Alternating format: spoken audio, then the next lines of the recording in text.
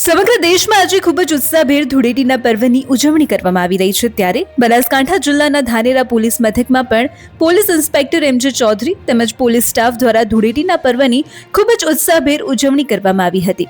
દરેક લોકો પોતાના પરિવાર સાથે ખૂબ જ ઉત્સાહ સાથે દરેક તહેવારો મનાવતા હોય છે, પરંતુ લોકોને સુરક્ષા આપતા પોલીસ જવાનો અને અધિકારીઓ હર હંમેશ લોકોની સેવામાં જોવા મળે છે અને પોતાના પરિવારથી દૂર રહી લોકોની સલામતી માટે રાત દિવસ ડ્યુટી કરતા હોય છે। ત્યારે આજે ધૂળેટીના પર્વ હોવા છતાં પણ પોલીસ પરિવાર લોકોની સુરક્ષા માટે કાર્યરત જોવા મળે છે।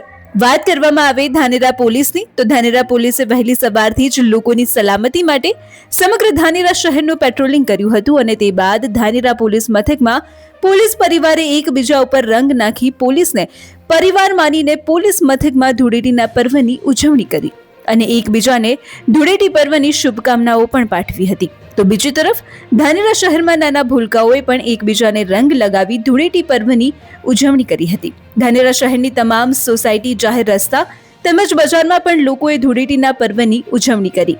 Suresh Galchar, DNR news, Dhanera.